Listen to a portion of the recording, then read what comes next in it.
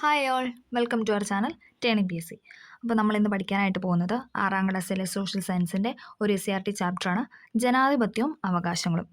ചാപ്റ്ററിൻ്റെ പേരാണ് ജനാധിപത്യവും അവകാശങ്ങളും. സ്റ്റാർട്ട് ചെയ്യാം. ആദ്യം തന്നെ നെൽസൺ മണ്ടേല പറഞ്ഞൊരു വാക്യം ഇവിടെ കൊടുത്തിട്ടുണ്ട്. രാജ്യത്തെ എല്ലാ മേൽക്കോയ്മകൾക്കും എതിരായിട്ടാണ് ഞാൻ പറയുകയും പ്രവർത്തിക്കുകയും ചെയ്തിട്ടുള്ളത്. സ്വാതന്ത്ര്യവും ജനാധിപത്യവും സഹവർത്തിത്വവും സമത്വവും ഉള്ള ഒരു രാഷ്ട്രത്തിന് വേണ്ടിയാണ് ഞാൻ പടവെട്ടുന്നത്. ഇത് നേടിയെടുക്കുകയാണ് എൻ്റെ ലക്ഷ്യം. ജനാധിപത്യ വ്യവസ്ഥയിൽ നിങ്ങളും ഞങ്ങളും തുല്യരാണ്. ദക്ഷിണാഫ്രിക്കയിലെ ജനാധിപത്യ വിരുദ്ധ ഭരണകൂടത്തിനെതിരെ സമരം നയിച്ച നെൽസൺ മണ്ടേലയുടെ വാക്കുകളാണിത്. ഓക്കെ. രാജ്യത്തെ എല്ലാ മേൽക്കോയ്മകൾക്കും എതിരായിട്ടാണ് ഞാൻ പറയുകയും പ്രവർത്തിക്കുകയും ചെയ്തിട്ടുള്ളത്. സ്വാതന്ത്ര്യവും ജനാധിപത്യവും സഹവർത്തിത്വവും സമത്വവും ഉള്ള ഒരു രാഷ്ട്രത്തിന് വേണ്ടിയാണ് ഞാൻ പടവെട്ടുന്നത്. ഇത് നേടിയെടുക്കുകയാണ് എൻ്റെ ലക്ഷ്യം. ജനാധിപത്യ വ്യവസ്ഥയിൽ നിങ്ങളും ഞങ്ങളും തുല്യരാണ്. ഓക്കെ.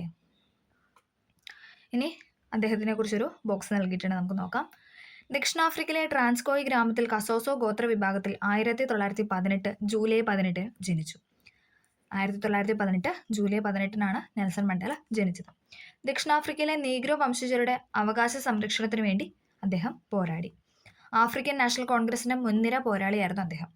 രാജ്യദ്രോഹ കുറ്റം ചുമത്തി തടവിലാക്കപ്പെട്ട അദ്ദേഹത്തിന് 26 വർഷവും 7 മാസവും 10 ദിവസവും ജയിലിൽ കഴിയേണ്ടതായിട്ട് വന്നു.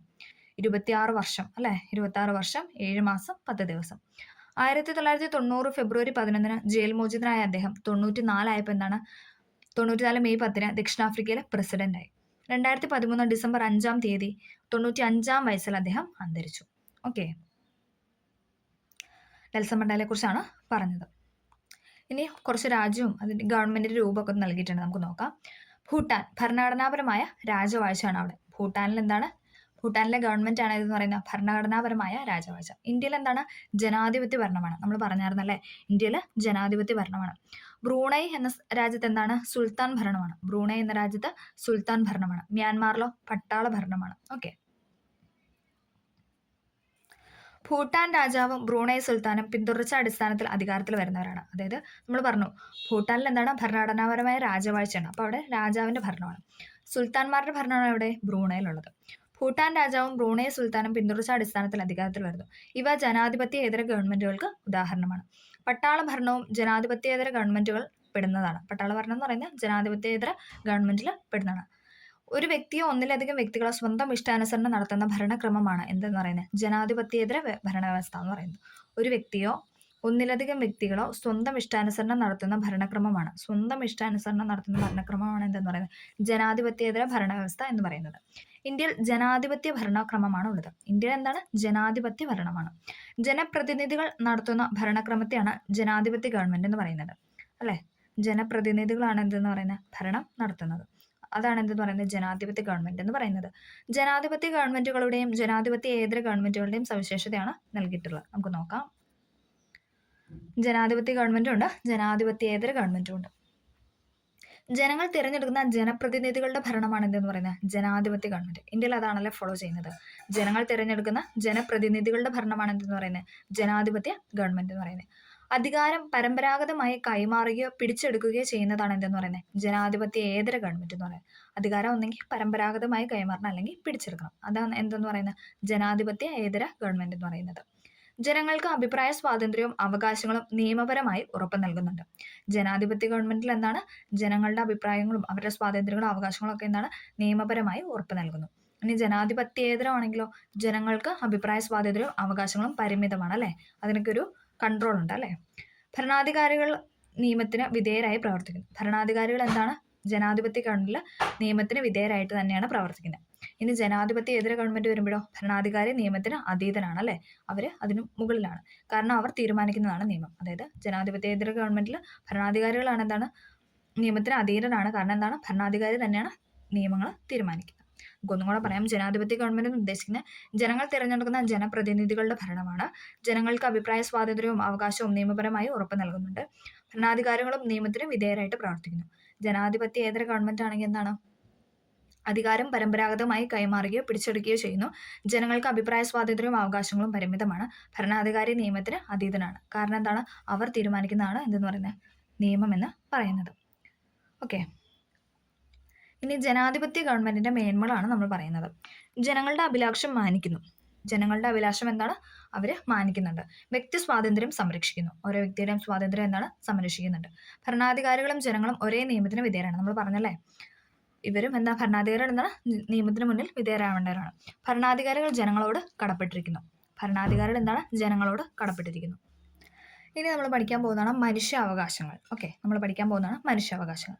കുറച്ച് പത്രക്കട്ടിങ്ങൾ നൽകിയിട്ടുണ്ട്. പെരിയാർ മലിനീകരണം, തീരദേശവാസികൾ ആശങ്കയിൽ. ഡിസംബർ 10 മനുഷ്യാവകാശ ദിനം, വിപുലമായ പരിപാടികൾ. ഇന്ത്യയിലെ അസംഘടിത മേഖലയിലെ തൊഴിൽ ചൂഷണം വർദ്ധിക്കുന്നു.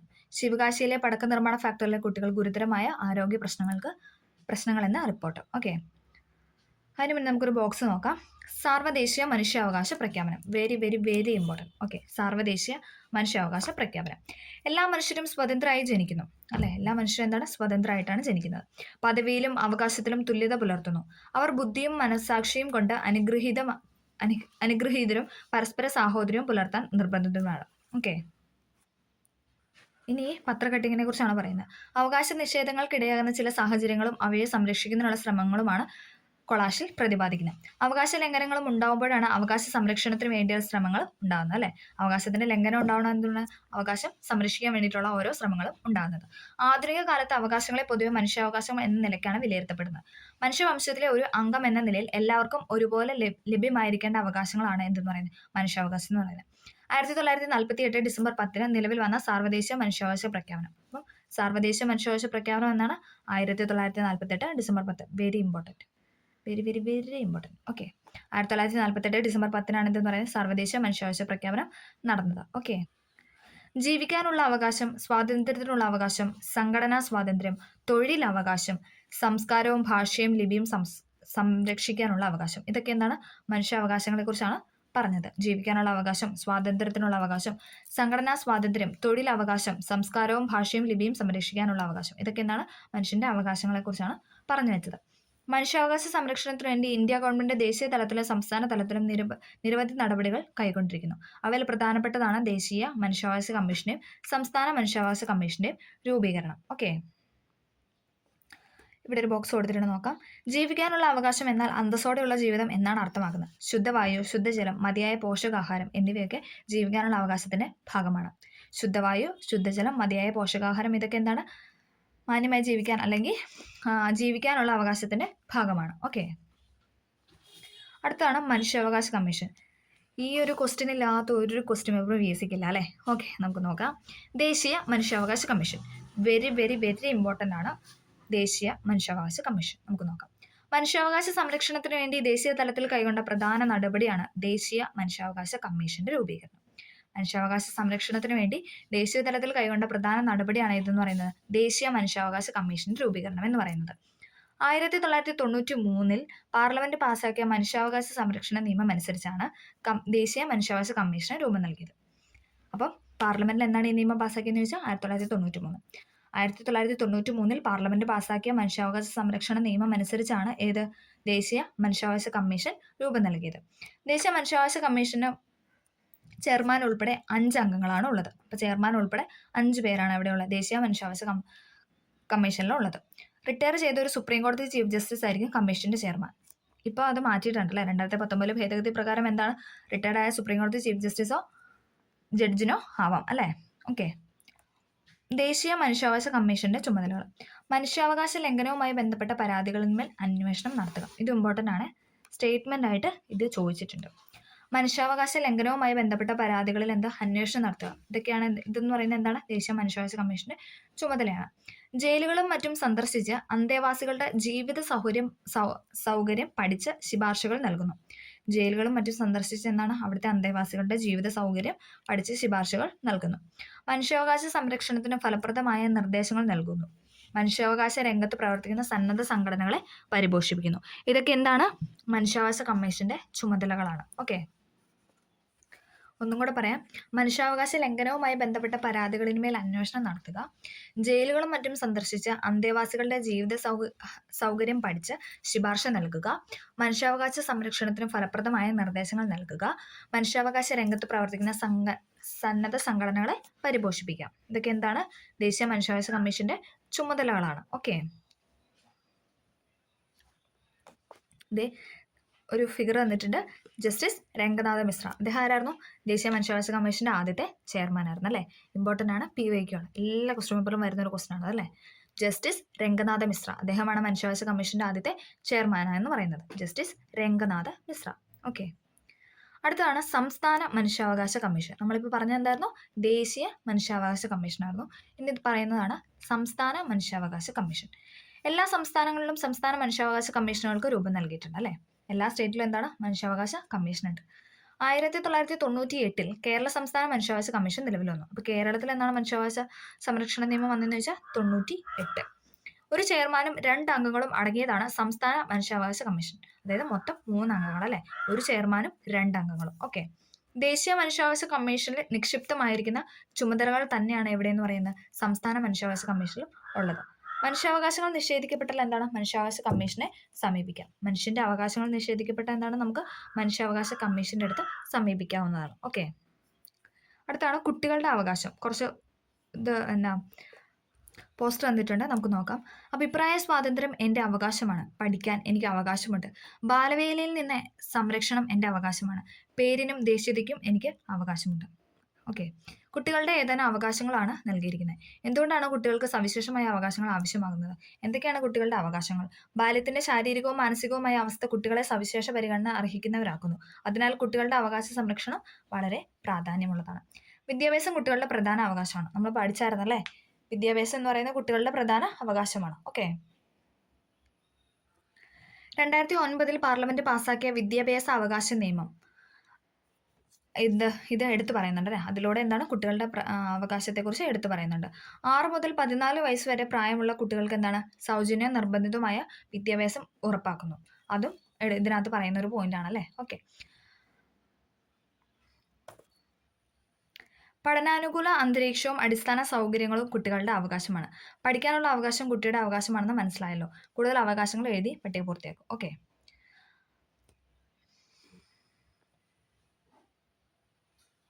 കുട്ടികളുടെ അവകാശ പ്രഖ്യാപനം നിലനിൽക്കുമ്പോൾ തന്നെ എന്താണ്? അവർ വിവിധ തരത്തിലുള്ള ചൂഷണങ്ങൾക്ക് വിധേയരാകുന്നുണ്ട്. കുട്ടികളുടെ അവകാശങ്ങൾ സംരക്ഷിക്കുന്നതിന് ദേശീയ തലത്തിലും സംസ്ഥാന തലത്തിലും ധാരാളം നടപടികൾ കൈക്കൊണ്ടിട്ടുണ്ട്. ഇതിൽ പ്രധാനപ്പെട്ടതാണ് ദേശീയ ബാലാവകാശ കമ്മീഷന്റെയും സംസ്ഥാന ബാലാവകാശ കമ്മീഷന്റെയും രൂപീകരണം. നമ്മളിപ്പോൾ പഠിച്ചത് മനുഷ്യാവകാശ കമ്മീഷനായിരുന്നു. ഇന്ന് നമ്മൾ പറയാൻ പോകുന്നത് ബാലാവകാശ കമ്മീഷനെ പറ്റിയാണ്. ദേശീയ ബാലാവകാശ കമ്മീഷനും സംസ്ഥാന ബാലാവകാശ കമ്മീഷനും. ഇവിടെ ഒരു ബോക്സ് കൊടുത്തിട്ട് നമുക്ക് നോക്കാം. കൈലാഷ് സത്യാർത്ഥി, നമുക്കറിയാലോ ഇദ്ദേഹം ആരാണ്? 2014 മലയാളിയോടൊപ്പം സമാധാനത്തിലുള്ള നൊബേൽ സമ്മാനം ലഭിച്ച വ്യക്തിയാണ് ആരെന്ന് പറയുന്നത്? കൈലാഷ് സത്യാർത്ഥി എന്ന് പറയുന്നത്. ബച്പൻ ബച്ചാവോ ആന്തോളൻ എന്ന സംഘടന രൂപീകരിച്ച് ബാലവേലയ്ക്കെതിരെ പ്രവർത്തിച്ചിരുന്ന ഒരു വ്യക്തിയാണ് അല്ലെ കൈലാഷ് സത്യാർത്ഥി എന്ന് പറയുന്നത്. 2014 മലയാളിയോടൊപ്പം എന്താണ്? സമാധാനത്തിലുള്ള നൊബേൽ സമ്മാനം ലഭിച്ചു. ഇതും PYQ ആണ്. 2014. ഓക്കെ, ബച്പൻ ബച്ചാവോ ആന്തോളൻ എന്ന സംഘടന രൂപീകരിച്ചു. ബച്പൻ ബച്ചാവോ ആന്തോളൻ എന്ന സംഘടന രൂപീകരിച്ചു. ഓക്കെ, പിന്നെ മലാല യൂസഫ്സായിനെ കുറിച്ചും പറഞ്ഞിട്ടുണ്ട്. പെൺകുട്ടികളുടെ വിദ്യാഭ്യാസത്തിന് വേണ്ടി പോരാടിയതിന് 17-ാം വയസ്സിലാണ് എന്താണ്? സമാധാനത്തിലുള്ള നൊബേൽ ലഭിച്ചു. 17-ാമത്തെ വയസ്സിൽ. ഓക്കെ, പെൺകുട്ടികളുടെ വിദ്യാഭ്യാസത്തിന് വേണ്ടി പോരാടിയതിന് 17-ാം വയസ്സിൽ സമാധാനത്തിലുള്ള നൊബേൽ സമ്മാനം ലഭിച്ചു. ഓക്കെ, കുട്ടികളുടെ അവകാശങ്ങൾ ഹനിക്കപ്പെട്ടാൽ ബാലാവകാശ കമ്മീഷനെ സമീപിക്കാനാവും, പരാതി നൽകാനും ആവും. ഓക്കെ, അടുത്താണ് സ്ത്രീകളുടെ അവകാശം. സ്ത്രീകളുടെ അവകാശ സംരക്ഷണത്തിന് എല്ലാ സംസ്ഥാനങ്ങളും വനിതാ സെൽ രൂപീകരിക്കണം. ഹൈക്കോടതി ഇങ്ങനെയുള്ള കുറച്ച് കട്ടിംഗ് ആണ് ഇവിടെ നൽകിയിരിക്കുന്നത്. സ്ത്രീകളുടെ അവകാശ സംരക്ഷണവുമായി ബന്ധപ്പെട്ട ചില നടപടികളാണ് സൂചിപ്പിക്കുന്നത്. സ്ത്രീകൾക്കെതിരായ വിവേചനം അവസാനിപ്പിക്കുന്നതിനും അവരുടെ ഉന്നമനത്തിനുമായി 1979 സ്ത്രീ വിവേചന ഉന്മൂലന ഉടമ്പടി ഐക്യരാഷ്ട്രസഭ അംഗീകരിച്ചു. 1979 എന്തെന്ന് പറയുന്നത്? സ്ത്രീ വിവേചന ഉന്മൂലന നടപടി ഐക്യരാഷ്ട്രസഭ അംഗീകരിച്ചത്. ഓക്കെ, നമുക്ക് നോക്കാം. തുല്യ ജോലിക്ക് തുല്യവേതനം, രാഷ്ട്രീയ സാമ്പത്തിക സാമൂഹ്യ മേഖലയിൽ തുല്യ പരിഗണന, സ്കോളർഷിപ്പ്, പഠന സഹായങ്ങൾ എന്നിവ ഉപയോഗപ്പെടുത്താൻ തുല്യ അവസരം. എല്ലാ നിലയിലും പുരുഷന് തുല്യമായ പരിഗണന എന്താണ്? സ്ത്രീയുടെ അവകാശം തന്നെയാണ് അല്ലെ. സ്ത്രീകളുടെ അവകാശ സംരക്ഷണത്തിനായി ദേശീയ തലത്തിൽ ദേശീയ വനിതാ കമ്മീഷനും സംസ്ഥാന തലത്തിൽ സംസ്ഥാന വനിതാ കമ്മീഷനും പ്രവർത്തിക്കുന്നുണ്ട്. സ്ത്രീകൾക്കെതിരായ അതിക്രമം, അവകാശ നിഷേധങ്ങൾ എന്നിവയുമായി ബന്ധപ്പെട്ട പരാതികൾ കമ്മീഷന് സമർപ്പിക്കാവുന്നതാണ്. പരാതികൾ അന്വേഷിച്ച് ആവശ്യമായ നടപടികൾ കമ്മീഷന് കൈക്കൊള്ളാവുന്നതാണ്. ഓക്കെ, നടപടി മാത്രമാണ് കൈക്കൊള്ളാൻ സാധിക്കുള്ളൂ. ഓക്കെ, അടുത്താണ് അവകാശങ്ങളും കടമകളും. അവകാശങ്ങൾ മാത്രമാണ് നമുക്കുള്ളത്. ഓരോ അവകാശത്തിനും അനുസൃതമായി കടമകളും നമുക്കുണ്ട്. ഓക്കെ, ചില അവകാശങ്ങളും കടമകളൊക്കെയാണ് ഇവിടെ കൊടുത്തിരിക്കുന്ന ഒരു ബോക്സിൽ. നമുക്ക് നോക്കാം. സ്വാതന്ത്ര്യം എൻ്റെ അവകാശം. കുട്ടി എന്ന നിലയിൽ സംരക്ഷണം എൻ്റെ അവകാശമാണ്. വാർദ്ധക്യത്തിൽ സംരക്ഷണം മാതാപിതാക്കളുടെ അവകാശമാണ്. വിദ്യാഭ്യാസവും അതിനുള്ള അടിസ്ഥാന സൗകര്യവും എൻ്റെ അവകാശമാണ്. അവകാശങ്ങൾ നിഷേധിക്കപ്പെട്ടാൽ അത് പരിഹരിച്ചു കിട്ടാൻ എനിക്ക് അവകാശമുണ്ട്. കുറച്ച് അവകാശങ്ങളെക്കുറിച്ചാണ് ഇവിടെ പറഞ്ഞത്. അടുത്ത കുറച്ച് കടമകളാണ്. ഞാൻ അനുഭവിക്കുന്ന സ്വാതന്ത്ര്യം മറ്റുള്ളവർക്കും നൽകുക എന്നത് എൻ്റെ കടമയാണ്, അല്ലേ? ഞാൻ അനുഭവിക്കുന്ന സ്വാതന്ത്ര്യം എന്താണ്? മറ്റുള്ളവർക്കും നൽകുക എന്നത് എൻ്റെ കടമയാണ്. എന്നെ സംരക്ഷിക്കുക മാതാപിതാക്കളുടെ കടമയാണ്, അല്ലേ? കുട്ടി എന്ന നിലയിലാണ് അത് പറയുന്നത്. ഓക്കെ, എന്നെ സംരക്ഷിക്കുക എന്നത് മാതാപിതാക്കളുടെ കടമയാണ്. വാർദ്ധക്യത്തിൽ മാതാപിതാക്കളെ സംരക്ഷിക്കുക എൻ്റെ കടമയാണ്, അല്ലേ? പ്രായമായി കഴിഞ്ഞാൽ നമ്മുടെ പേരൻസിനൊക്കെ പ്രായം എന്താണ് നമ്മൾ നോക്കണം, അല്ലേ? വാർദ്ധക്യത്തിൽ മാതാപിതാക്കളുടെ സംരക്ഷണം എന്ന് പറയുന്നത് നമ്മളുടെ ഓരോരുത്തരെയും കടമയാണ്. സ്കൂൾ നിയമങ്ങൾ അനുസരിക്കുക എൻ്റെ കടമയാണ്, അല്ലേ? സ്കൂളിൽ ഇപ്പോൾ പഠിക്കുന്ന കുട്ടി എന്ന നിലയിൽ സ്കൂൾ നിയമങ്ങളൊക്കെ അവർ അനുസരിക്കേണ്ടതായുണ്ട്. രാഷ്ട്ര സേവനവും സമൂഹ സേവനവും എൻ്റെ കടമയാണ്. രാഷ്ട്ര സേവനവും സമൂഹ സേവനവും എന്താണ്? എൻ്റെ കടമയാണ്. ഓക്കെ, അങ്ങനെ കുറച്ച് അവകാശങ്ങളും കടമകളൊക്കെയാണ് ഇവിടെ നൽകിയിരിക്കുന്നത്. ഇനി നമ്മൾ ഗവൺമെൻറ്റിനെ കുറിച്ചാണ് പറയുന്നത്. ഗവൺമെൻറ് ജനാധിപത്യ ഗവൺമെൻറ്റും ഉണ്ട്, ജനാധിപത്യ ഇതര ഗവൺമെൻറ്റും ഉണ്ട്. അവകാശങ്ങൾ സംരക്ഷിക്കുന്നു. ജനാധിപത്യ ഗവൺമെൻറ് എന്താണ്? അവകാശങ്ങൾ സംരക്ഷിക്കുന്നു. അവകാശങ്ങളാണ് ഇതെന്ന് പറയാൻ മനുഷ്യാവകാശം, കുട്ടികളുടെ അവകാശം, സ്ത്രീകളുടെ അവകാശം. ഇപ്പം നമ്മൾ ഓരോ അവകാശങ്ങളെ പറ്റി പഠിച്ചല്ലേ? ഓക്കെ, ഇനി ജനാധിപത്യേതര ഗവൺമെൻറ് എന്താണ്? അവകാശങ്ങൾ പരിമിതമാണ്. ഓക്കെ, അവകാശങ്ങൾ പരിമിതമാണ്. അപ്പോൾ ഇതോടുകൂടി എന്താണ് ഈ ചാപ്റ്റർ തീർന്നിട്ടുണ്ട്. അപ്പോൾ എല്ലാവർക്കും ഹെൽപ്ഫുള്ളായെന്ന് വിചാരിക്കുന്നു. ഇഷ്ടമെങ്കിൽ ലൈക്ക് ചെയ്ത് സപ്പോർട്ട് ചെയ്യുക. Okay, thank